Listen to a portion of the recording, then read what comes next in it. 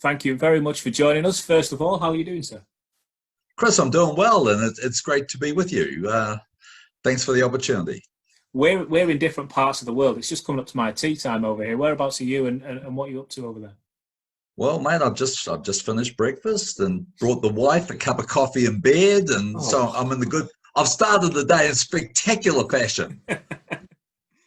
you're in the good books already. I like Hey, I'm in the good books for about half an hour. that. That's about as far as it goes, mate.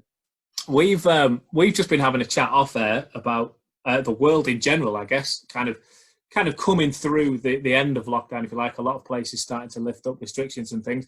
How have you found the last few months? Just before we go into boxing and sports, just from a personal perspective, how have you found everything that's been going on? Well, I'll tell you what, it's obviously been very challenging for everyone, and when I say everyone, I mean the world. Yeah. Globally, we've been affected by this, and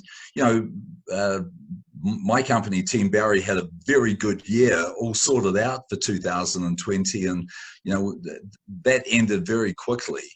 I also have I've got twin sons, and one of those is compromised because he lost his spleen playing high school football. So we had to be very, very careful with him. And as you know, here in America, so far we've had 116,000 people die. So it's very, very serious here. It's very dangerous, and we're actually seeing another spike at the moment. But look, I think the most important thing that I said to myself and my family when this started is we've never been through anything like this before. Yeah.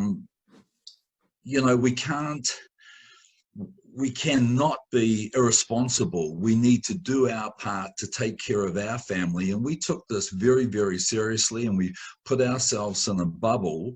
My son, Mitchell, who was compromised, never went anywhere for 8 weeks, never left the house. Which was really tough. We had all our groceries delivered in. My wife hardly left the house in 8 weeks. Part of our bubble were our next door neighbours who we would socialise with in a weekend. I have a very large outdoor table that seats 10 people, and it started by them sitting at one end and the wife and I sitting at the other. And then, as the months went by, we sort of realized that, we'd all done our part to keep our bubble small, and we started getting a little closer. But it was something that we would look forward to every week. Every Saturday we would have a dinner party. And week by week we'd change to each other's houses. I was very lucky myself in that I have a private boxing gym that is walking distance, 5 minutes from my house, 1 minute by car. And every day through the 3 months of lockdown, I would go to the gym. I'd wait till about midday, and I would go there and I'd get on the bike for an hour. I'd do my shoulder strengthening work for my coaching, and I'd walk around the gym and I'd look at the photographs I have on the walls of my private facility, and I'd say, look, we're going to get through this. These good times will come back again. But, we just had to not lose faith, and we each and everyone had to be responsible. One thing that really grinded me is that there were a lot of people, a lot of conspiracy theorists, saying that, oh, this is not anything to be worried about. It's been blown out of proportion by the media. It's been blown out of proportion by the government. Well, our government actually played it down, and yet we have 116,000 people dead. Hardly the reason to be playing it down. But you had to keep your focus, and you had to believe, hey, we will get through this. Things will eventually get back to normal. It was quite alarming, wasn't it? How just nobody saw it coming. It seems like only 5 minutes ago we were speaking, I mean, in boxing in this sense, but in a sporting world in general, we've got this fight coming up, this football match coming up, this is going to happen, these permutations, just general sports talk. And that's just in the field of sports. I'm sure you could go even further if you wanted to, but it seems crazy that then all of a sudden you hear the odd story about, well, this football team have gone into lockdown, so they're not going to be playing. And all of a sudden, this little tournament's suspended, and then it gets a bit bigger, and then world title fights are off, and this big clash is off, and all of a sudden, everything's off. And I just don't think the world, certainly the sporting world, was quite foreseeing of that. No, well, not just the sporting world, but the world in general. And I believe, like a lot of countries, were very slow to react to this. A lot of countries didn't want to believe the seriousness of COVID-19. One thing I was very proud of, being a New Zealander living here in America, was the way that Jacinda Ardern, the Prime Minister of New Zealand, the way that she protected the country of New Zealand, the way she closed the borders down, and she reacted very early, and the damage to New Zealand was minimal. So, she was a world leader in that. And even now, with the borders closed, they had a rugby match last weekend with 40,000 people watching. So things, my son, like I mentioned, I've got twins. Well, Taylor, who works for me, he actually, when they were talking about a lockdown, he said, "Dad, if I'm going to be stuck at home, I'm going to fly to New Zealand." So he flew down to Christchurch, New Zealand, where his girlfriend of 2 years lives, and he arrived in New Zealand the night of the lockdown. So so he judged it really well, and my wife and I were a little concerned, with the travel and everything else. But oh my God, he couldn't have been in a more safer country to sit out the lockdown. And we talked to him, every day, if not several times a day, and he said, "Dad, it's normal here. Everything is back to normal." So they've done a tremendous job, and it's a shame that some other countries who have gone through complete and utter devastation didn't react as fast as New Zealand did. Do you think New Zealand then will be a leader, if you like? I know we could go down any road, but I mean it's kind of topical and fitting to keep on the sporting route. But you mentioned the rugby match with a huge crowd. You mentioned the fact that New Zealand are leading the way. Do you think New Zealand will be the leader, if you like, if fights, if sporting events are going to take place? Maybe let's look at their model. Maybe even let's take more events over there. I mean, from a boxing perspective, we've already heard about Tyson Fury and Deontay Wilder maybe going over there because they want to get that fight on. I'm sure it won't be the only thing that's brought up in that conversation. Well, listen, while you talk about Tyson Fury and Deontay Wilder, let's be realistic there. That fight is not going to New Zealand. And it's not going to Australia. This is the last year. Before we get back onto the pandemic, let me tell you, this is the last fight of Tyson's contract with ESPN. They need the fight to be in America. They need to make the most of it. They need to have huge ratings. That fight can only be in two places, I believe. One is Las Vegas and the other is New York. And it more than likely will be in Las Vegas. And it won't happen until they're allowed crowds, because when you look at the second fight between the two of them having a gate of 16.9 million, they need that money to make it work. I can hear what you're saying, but I mean, you. I know what you're, Chris. Sorry for cutting you off, but what you're saying is true. I believe that other countries will be watching New Zealand. They're watching what they're doing now. The rugby match, well, it wasn't just a rugby match. We had several rugby matches last weekend, but and they were shown live on ESPN because there's such a shortage of sport at the moment. They're picking up every bit of live sport from around the world. So it was great for me because I watched the Blues play the Hurricanes last weekend. They'll be watching the fallout from that over this week that we've just passed, and then the next week to see if there are any increases with the COVID-19. So I'm sure a lot of people are watching. We also have a rugby league team, the Warriors, that went into a bubble in Australia. They kept the whole team over there. They kept the team together, eating together, staying together, training together. And of course, no crowds for the games. They had cardboard cutouts in the stands, but this is new times. Yeah. You know, this is at the moment, this is the new normal, and a lot of people are adjusting to it. And I believe a lot of people, a lot of countries around the world are looking at New Zealand and Australia.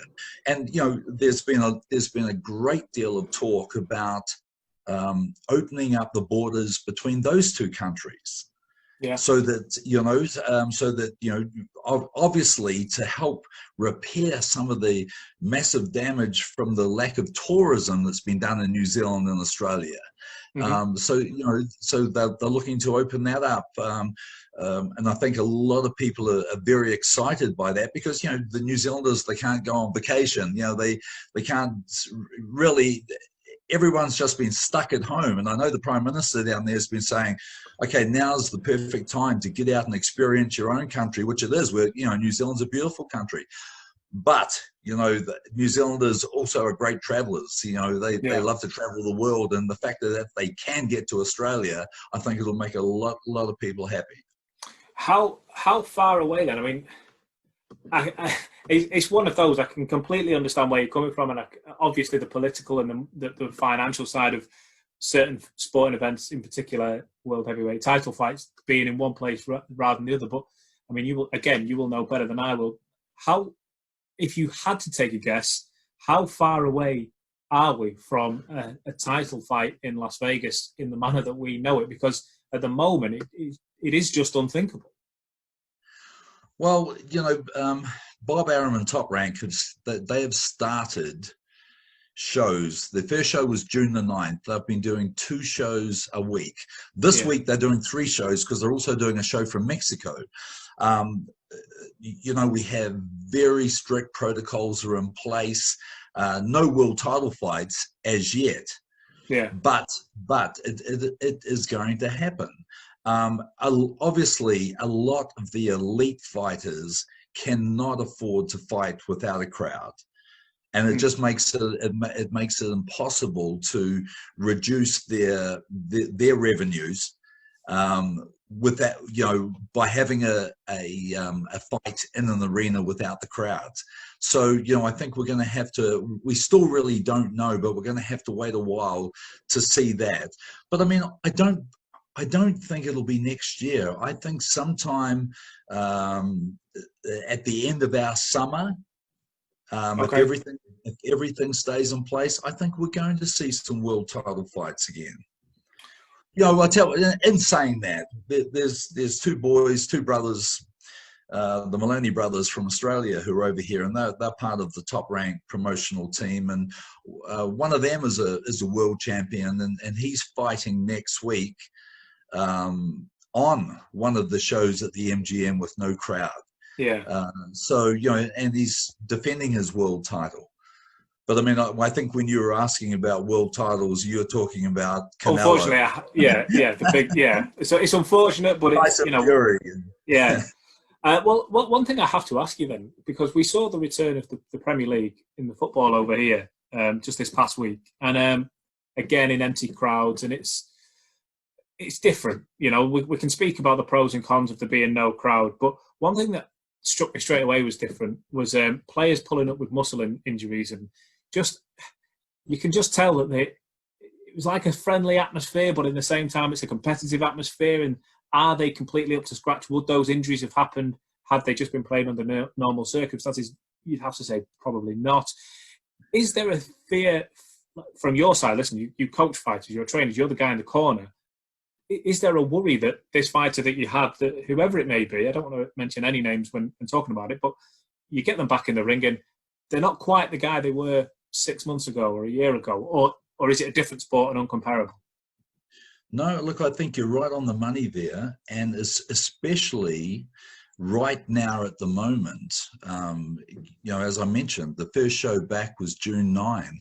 Now, on that show, there were several fighters who fought who hadn't had the preparation that they would usually have coming into a fight. You know, let's remember, this was about 3 or 4 weeks after the lockdown, which is not a lot of time for fighters to prepare. All the gyms, the public gyms, which are most of the boxing gyms are public gyms, were all locked down during this period. Yeah. Private gyms different, but these gyms. So the fighters weren't in, I wouldn't say the best shape of their career. Most of them were having to improvise by training at home. A lot of them were training without their trainers for a while. Yeah. A lot of fighters that I know were going back to the basic old days of, okay, get up in the morning, we do our road work, we do our calisthenics, we're using what we have available. Yeah. We're doing our sit-ups, we're doing our push-ups, we're doing our shadow sparring, all things that don't need equipment. And a lot of people were preparing, but I know that one of the biggest issues, especially for the first couple of shows, that the fighters who were on those cards had sparred very few rounds. Now I had Guido Vianello, my Italian heavyweight. He fought on the first show, June 9. During the lockdown, he would come to the gym, and he has his own key, and he would train in the gym by himself on a Monday, Wednesday, and Friday, and I'd come down with him, and we'd hang out, and him and I would have vicious table tennis competitions after our workouts, because there was no fights planned. Yeah. And then, let me just wind it back. Guido was supposed to fight in Quebec on the 29th of March. Now, the world changed on the 15th of March, and the show was cancelled, and he had sparred, for a 6-round fighter, he had sparred 94 rounds of sparring, which is an incredible... Wow. And he was sparring Tyson Fury. He was sparring Joe Joyce. He was sparring Joseph Parker. He sparred some rounds with Carlos Takam. So we're talking about he had elite sparring with some of the best top fighters. Premier League sparring. Yes. Don't go higher. So he was primed, and of course then they cancelled the show. So he had to, I put him out of the gym for a couple of weeks, and then, being the professional athlete he is, he needed to come back in. So he was training, Monday, Wednesday, Friday. And as I said, some of those days we'd do a little bit of training and we'd play ping pong for an hour. When we got the call that he was lucky, because he was, as I mentioned, he's Italian, he lives in Rome. The borders were closed. He couldn't get back home to be with his family. So he was with his second family, myself and my family. And so he, because he was here, he was able to fight on that first show on June 9. So we were fortunate. We were able to get 35 rounds of sparring in. Yeah. With the 4 weeks notice we had to be ready for the fight. But we fought the same guy that we were supposed to fight in Quebec. But when you sum it up like this, he did 94 rounds of sparring for the fight that was supposed to be in Canada, and we got 38 rounds of sparring or 34 rounds of sparring for the fight that was here at the MGM. A big difference. Do you think that will translate to the top level guys? So the names that you mentioned there, I mean, obviously you'll know Joseph Parker better than anybody, but the other guys as well. Do you think any of them will show signs of, I don't know, rustiness, of it being hampered because they've just not been able to? Or do you think because it's the sport that it is, it's not a game of football where if you lose it, you can come back and, it happens again next week? A loss to Tyson Fury or a loss to Joseph Parker it can be much more damaging than losing a top-level football match. Like I say, you come back and put it right the week after. Yes, but look, the answer there is that, these guys aren't taking fights in the first month that the wheels are turning again. By the time Tyson Fury fights and by the time Joseph Parker fights next, there'll be a full camp behind them. Yeah. So I think, no stone will be unturned. Everything will be in place. It's only if they were scheduled to take a fight now, say in a couple of 3 weeks' time, then you could say, well, Joe's in New Zealand, he's not with his trainer, Kevin Barry in Vegas. Things will obviously be a little different for him. Then there's reason to be worried. But I mean, I think at that sort of level, guys aren't going to take a fight when they're not prepared. How much? I mean, you have a stable of fighters. How much do you have to keep in regular contact with these guys? Because they will know throughout lockdown. Okay, like you said, I can't go out and do certain exercises. There are certain parts of my usual training that I couldn't do, but they will stay on it as much as they can. You know, they will eat right. I'm sure they will be doing the road work, like you say, they'll be doing what they can. Do you find that you have to speak to them regularly, or can you trust them to get on with it? Well, I think that's a coach's job. You know, a coach's job is to communicate. And if when you're not with that fighter, whether there's a pandemic on or not, you know, you care what your guys are doing, you know, and you want to always oversee whether Joe's having a couple of weeks off where he's not doing any training at all, where he's making videos or whatever else he's doing that's They're going very viral good, by the way. around the world. They're very good. but you know, I'm constantly, you know, in contact because it's someone who I don't only train, but someone who I care about. And I had that relationship with all my fighters. And Umar Salamov, who was back in Chechnya, they had Ramadan during this period. And so, you know, for him, it was, and he's the sort of guy that does put weight on. So, you know, we're having to be careful, making sure that even though with Ramadan being on, he was still getting time to train. He was still getting his road work in. So these things are important. Have your fighters, and feel free to say if you can't tell me, obviously, but how many of your fighters are certainly, obviously, the topic is going to kind of circle towards Joseph, but how many of those fighters have plans in place now for the next 12 months? Do they have kind of roadmaps to who they're going to fight when the doors are properly back open again, or you know, broadcast deals or whatever, or are those conversations just not happening yet? No. Look, you know, I have three main fighters that I work with and a couple of fringe guys. The Guido Vianello, who I said to you before, he's now 7-0, 7 KOs. Yeah. He fought on June the 9th. He's going to fight again on the end of July. That's already in place, so we're now back in training camp, and we're gearing towards that. We start sparring for that July card next week. Joe was very, very fortunate that after only getting one fight in 2019, we were able to fight Shawndell Winters on the DAZN card on the 28th of February. And many times during this pandemic, you know, I said to Joe, and Joe said to me, "Thank God we got that fight in."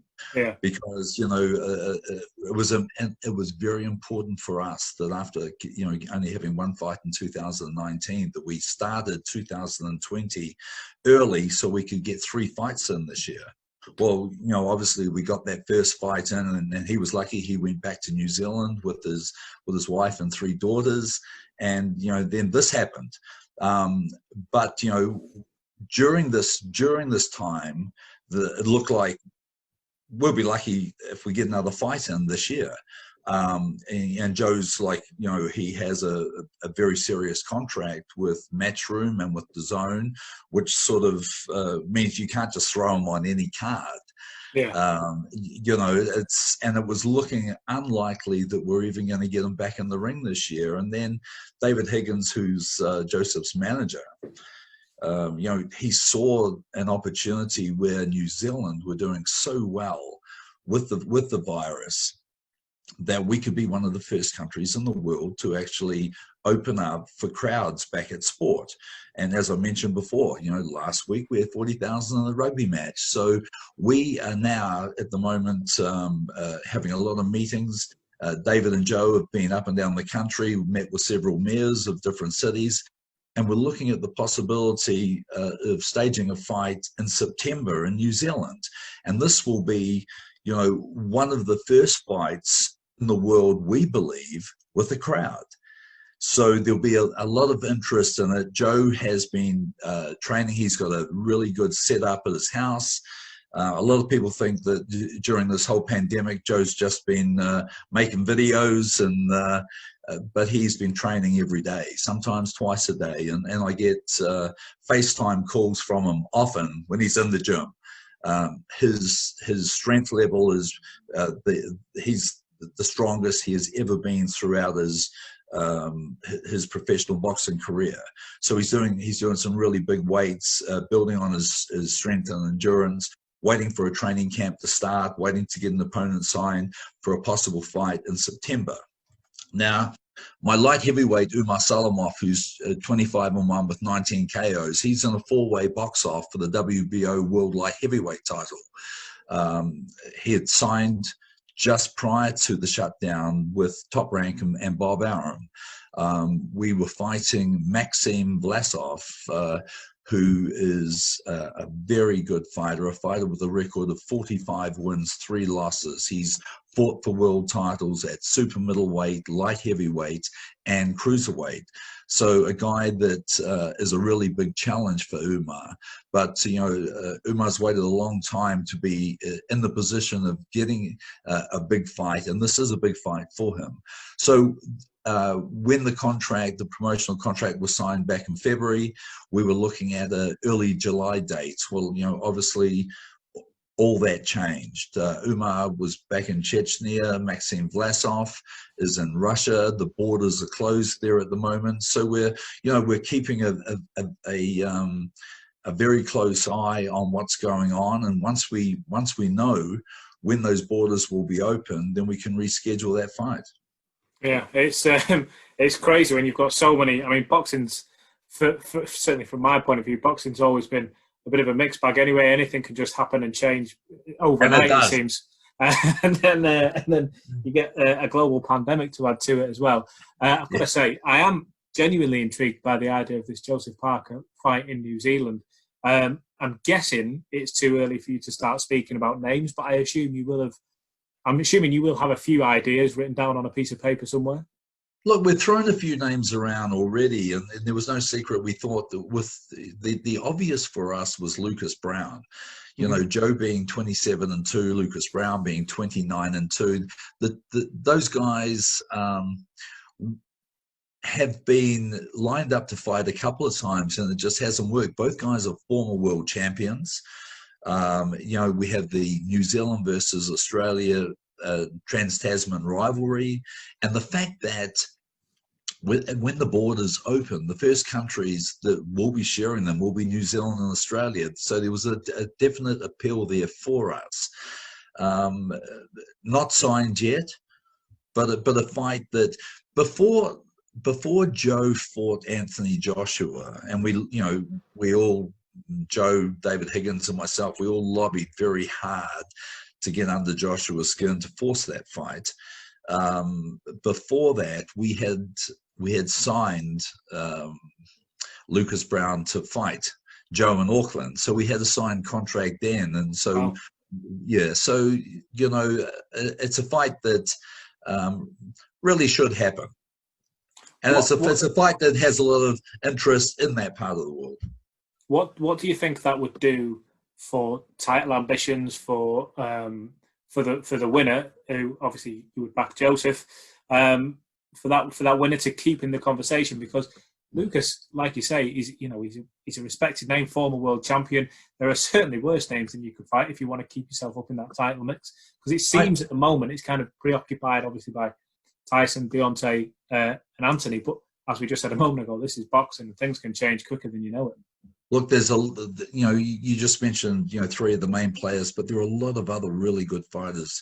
You've got, Andy Ruiz, you've got Ortiz, you've got some very strong fighters. Plus, there's a handful of young guys who are really making a name for themselves at the moment, who are going to be breathing down the necks of the older campaigners.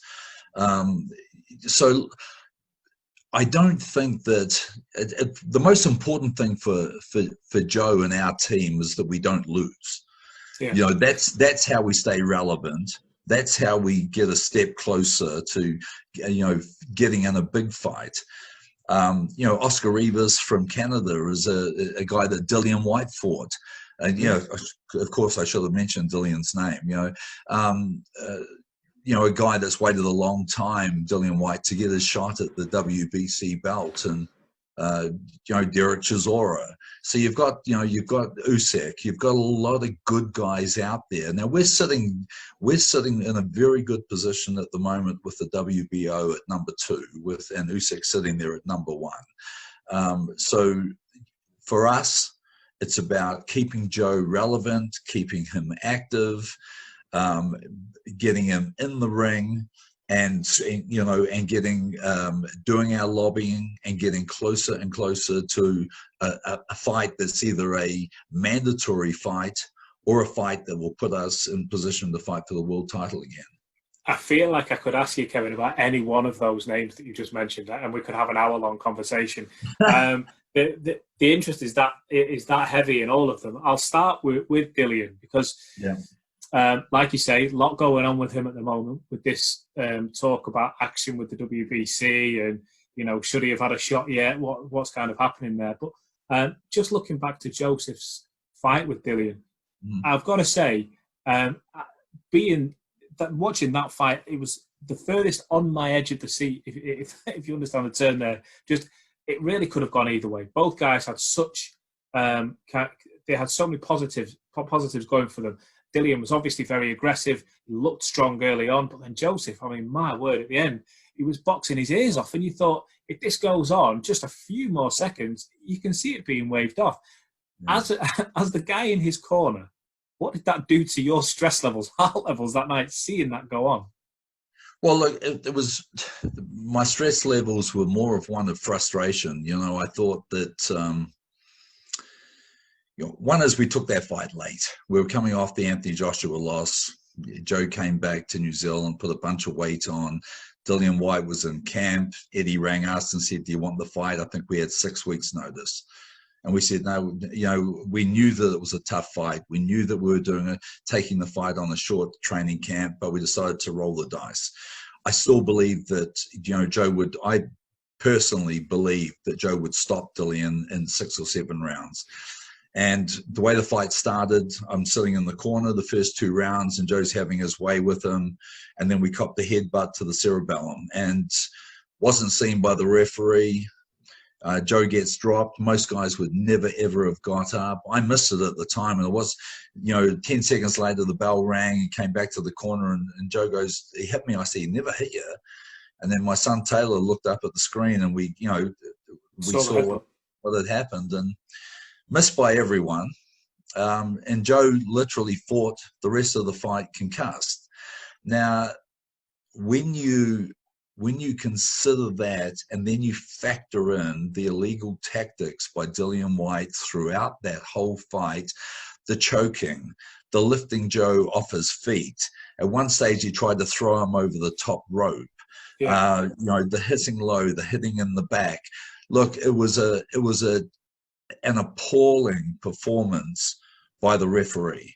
No doubt about it. And if, it left a really sour taste in our mouth. Many times I've sort of thought about it and I thought, I don't know a lot of other trainers who would have sent their guy out in the 3rd round after that. At the least, we should have got 5 minutes, But, if you know anything about taking a knock to the cerebellum, you lose all perception of distance. And there was many times where Joe's standing in front of Dillian thinking that he can't hit me from here. And Dillian would hit him with a jab or a 1-2, and Joe would come back, oh, how's he hitting me? Because he had no control of perception. And yet he showed a massive heart. He grinded away. We had him gone at the end of the 11th and we had him on the ground nearly out in the 12th, so I think that's a fight that we've always wanted to repeat. And I think, that's a fight that the boxing fans would like to see again. But the only way that I would ever take a fight like that, we would have to have a referee that actually had proper control of the fight, somebody who worked to the rules of boxing. There were so many things with that refereeing job that I am very, very appalled about. When you put it like that, I mean, it's almost naive on my part to not have thought about how you would have seen that, and I can certainly vouch for the fact that I'd love to see a rerun of that fight. There are videos posted on the internet of the fouls. Yeah. And it's just round after round after round, never ever a point taken off. Now, in any country in the world, not only would have he had points taken off, he probably would have got disqualified for his tactics. Is that the we fight know then? that we know coming from New Zealand that we will never be the house fighter. But for God's sake, just give us a fair go. Yeah. Let's have a level playing field, and we simply never had a level playing field.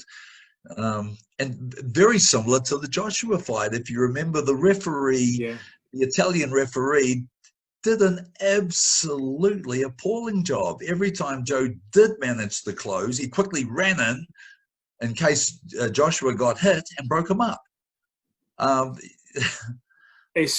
know, I appreciate this might be a hard one for you to speak about, but when you use language like that, when you say things like that to stop Joshua getting hit, etc., I can understand, appreciate what you're saying, but do you think that's just what it is? It is simply not refereeing not up to standard. You don't think there was any deliberate, you can't let AJ get hit because he's AJ? Look, the referee came into the dressing room before the fight with the head of the commission, and I asked him a couple of questions, which I have full right to do. Couldn't even speak English, and I went, how am I to communicate with you during the fight if you don't understand what I'm saying? And then I was yelled at by the commission. He's a good referee. Well, we saw afterwards just how good the referee was. And I don't think, he'll never, ever get a fight of that sort of caliber again. If you take world title shots out of the picture, then, in terms of a fighter's pride, is it those two fights that you would pick over any, simply because you have to right that wrong? No, look, there's the number one fight for Joe. And, Joe's the leader of our team. And we've talked about this so many times, and I know this drives Joe crazy.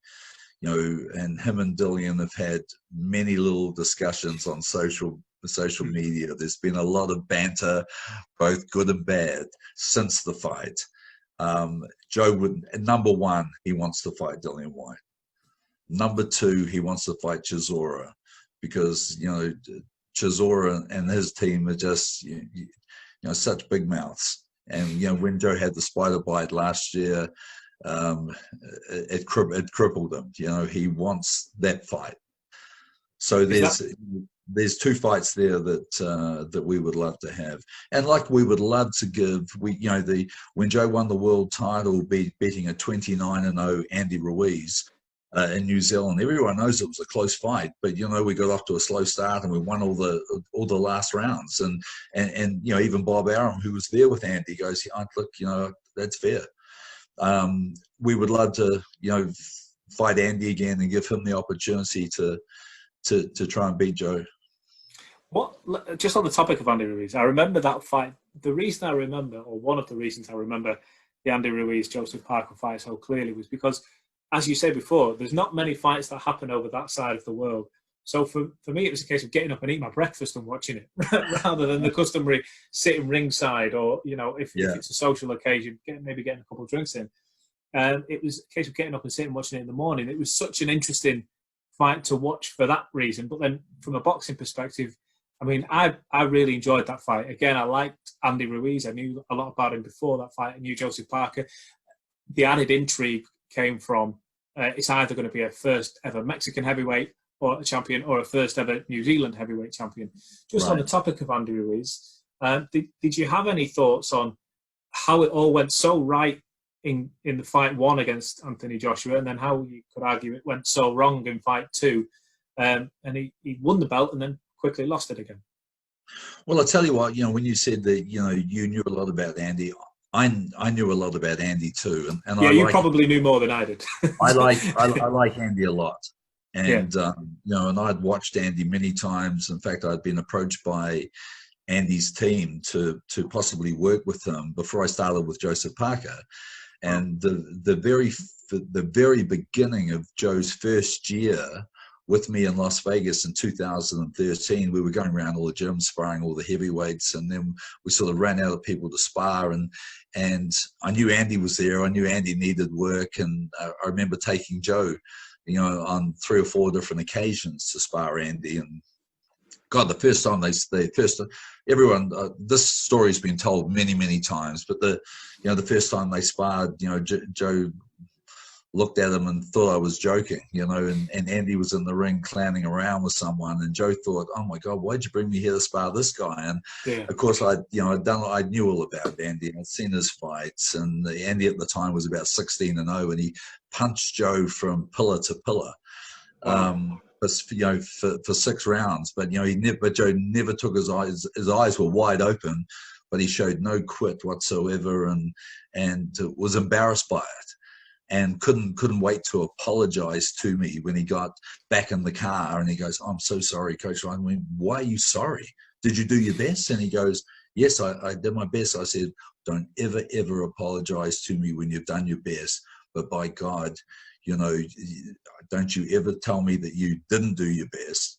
And he said, "Can I come back next week?" And I said, "No, but we'll come back in 2 weeks." And we did. And next time we came back, we won half the rounds. And then the time after that, I brought him back. I think Joe beat him every round, and Andy's dad was there videoing. And, so it was one of those really special moments that I remember. And we had always had good dialogue with Andy. Before we were in New York for the first Ruiz Joshua fight, and Joe had just signed the contract with the Zone, and Eddie asked me if I would, because Eddie asked me if I would talk about the fight, because he knew that I had a great insight into Andy. And everyone at that stage had written Andy completely off. Just fought Dimitrenko, couldn't get him on the ground, showed no punching power. Joe fought Dimitrenko, had him down 4 times in 3 rounds, right? And Andy couldn't knock him down. And so everyone was going, "No, he's got no power, he's got, and it was an impossibility for Andy to win." Well, I got up there and I spoke for about 15 minutes to all the media in attendance, and many people came back to me on this, and I outlined how the bookmakers have it so wrong, and how this guy he is definitely a top 10 fighter, which everyone knows that now. Andy has terrific boxing skills. He has very deceptive hand speed, and he hits very, very hard. And Joseph Parker tells the story, the hardest he's ever been hit in his career is by Andy Ruiz. So, I went through all that. I talked about Andy's amateur background. I talked about the fact that everyone said, "Oh, but Joshua's so big." And I said, he's always fought bigger guys. His whole career, he's always been the small guy. There's nothing new. It's not all of a sudden you're fighting a giant. Every single fight Andy had, he fought giants. He was primed for that. So, of course, the rematch never really lived up to it. I do a lot of interviews talking about Joshua because of Joe fighting him, and also talking about Andy because we'd beaten Andy. And the rematch, I told everyone, it's a 12-round fight. Joshua needs to understand you don't have to win every fight by knockout. You don't have to win. You don't have to win every single round. You have to win 7 of the 12 rounds. Yeah. And and when you're 6'6" with an 82-inch reach, you don't stand there and trade with a shorter guy. And of course, the rematch was a picture perfect boxing display, and that's he bored a lot of people. I thought it was perfect. I thought it was a beautiful display of correct boxing. And he did everything. He played the percentages well, won the fight comfortably, and got his belt back. I bet you a penny to a pound, if you had asked him before the fight, would you take a boring bore off, whatever, but you come home with the belts, he'd have snapped your hand off. He'd have taken it hands down. I've kept Kevin, I'm just a little conscious. I've kept you a lot longer than I invited than I initially offered. I don't want to keep you too long. I can't let you go though without just mentioning the Tyson Deontay situation. The first fight, there was a draw. The second fight was the suit too heavy for Deontay to be knocked out, and where the third match might go. I've been reading some reports that don't write Deontay off, just because the first two fights he's still possibly the biggest puncher in the world, but other people saying it's going to be even wider because now Tyson's had him twice. He's only going to extend that. So where do you stand on all this? Well, I tell you what, I'm a huge fan of Tyson Fury. I don't believe that Tyson had ever got the respect that he had deserved when he beat Klitschko. Now, that was a masterful boxing display. He was a heavy underdog, and Klitschko had held the belt for 10 years. We saw what happened after that when he self-destructed, and a lot of people thought he'll never, ever come back. He came back with two very ordinary performances. Then he lined up with Wilder at the Staples Center in LA, which I was there with Joe and my son Taylor.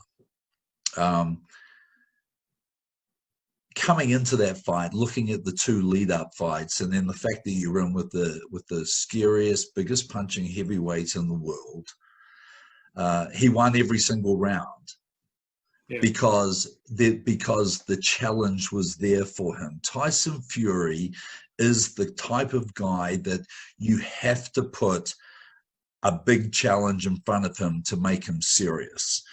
Now, I think he won that fight hands down. They made it the draw. The rematch, I looked at the rematch, and let's say for a start, after the first fight, he'd signed a deal with Top Rank. He had two fights, Otto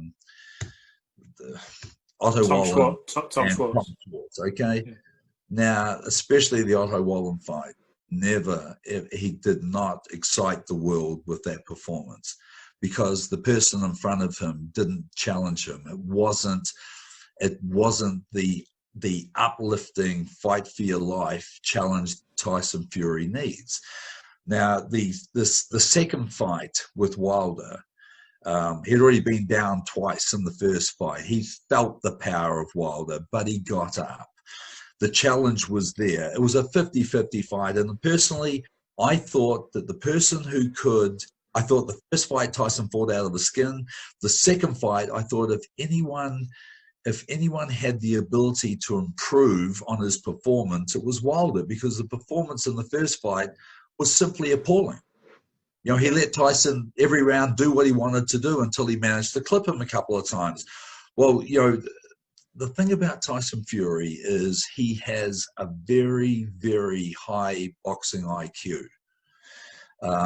And he showed it in the second fight. As soon as he took the weight off Deontay Wilder's front foot and Deontay couldn't plant to throw his right hand, it was game over. And he threw him around the ring like a rag doll. I don't buy into the heavy-weighted suit. Now, you're talking about a guy that's worn suits to the ring for 10 fights. He knows what a suit feels like, all right? But they needed to, they had some surgery afterwards. They needed to grasp onto something. They needed a question mark for the fans, because the second fight was so conclusive and so dominating. When I mentioned about Tyson needing the challenge, that's why now I think we're seeing, everyone knew there was 3 fights, but the fact that they've signed 2 fights with Joshua for next year, I think a lot of people are saying you can never, ever look that far ahead. That's how you come unstuck. I disagree. I think with Tyson Fury, he needs a program like that. He needs to be fighting in his head, the most dangerous, baddest guy out there, because when that happens, we get the very best of Tyson Fury, and that's why I'm excited to see those fights next year. Can I ask if Deontay Wilder was your fighter, and that whole scenario had just played out exactly the same? The first fight, the draw, same fight. Second fight, whatever. Would you be wanting to put him back in for the third straight away, or would you say, go and get your head back, go and get a couple of other wins, and come back to it? Well, I think at this particular stage of his career, and let's remember, he's been a professional for a long time. He made 10 defenses of the world heavyweight title. This is about business. Now, you touched on it before when you said boxing is the type of sport where anything can happen. Now, with the money that is involved in a fight like that, you aren't going to sit back and take a couple of lead-up fights and leave that money on the table because, for one, anything can happen in those fights. You could lose. Yeah. Secondly, Tyson could lose. And then where are you? When I say there's a lot of money, $30 million in the second fight. I know that Tyson's getting 60% of fight 3. So it's a business decision. It's a business decision for Wilder and his team, as it is for Tyson. Yeah, no, that's fair. So let me just finally, last word of the piece. Tyson Fury, Deontay Wilder, 3. Who wins that? I tell you what, you'd have to be a very brave man to think that Wilder could finally get it right at this stage of his career. I think we all know we all saw what he did. We all know that he has a great right hand. One of the biggest right hands ever in world boxing, and because of that, he has a puncher's chance.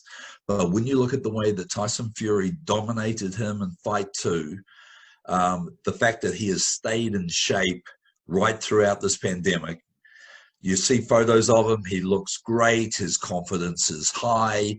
I think the guy is unstoppable at the moment. I think he beats Wilder, and I think he beats Joshua. Last one then. Real last question. What's